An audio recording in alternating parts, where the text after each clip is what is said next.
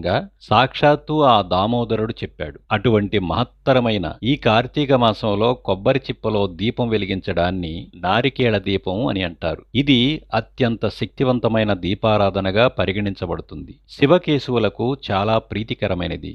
ఈ దీపం వెలిగించడం వల్ల అఖండ ధనయోగం, ఆర్థిక సమస్యలు పరిష్కారం అవుతాయి. కార్తీక మాసంలో దీపారాధన యొక్క ప్రధాన ఉద్దేశం పాపాలను పోగొట్టుకోవడం. నారికేళ దీపం వెలిగించడం ద్వారా తెలిసి తెలియక చేసిన పాపాలు హరించుకుపోతాయి. అలాగే జాతక దోషాలు అంటే గ్రహాల వల్ల కలిగే చెడు ఫలితాలు, గత జన్మ కర్మదోషాలు కూడా తొలగిపోతాయి. ఈ దీపం వెలిగించే వారికి జీవితంలో ఉన్నత స్థాయి లభిస్తుందని, కోరిన కోరికలు నెరవేరి అష్టైశ్వర్యాలు లభిస్తాయని నమ్మకం. దీపం కాంతి అజ్ఞానాన్ని, చీకటిని తొలగించి శుభాన్ని సూచిస్తుంది. నారికేళ దీపం ఇంట్లో సానుకూల శక్తిని పెంచి పవిత్రతను ఇస్తుంది. నారికేళ దీపం పరమశివుడికి చాలా ఇష్టం.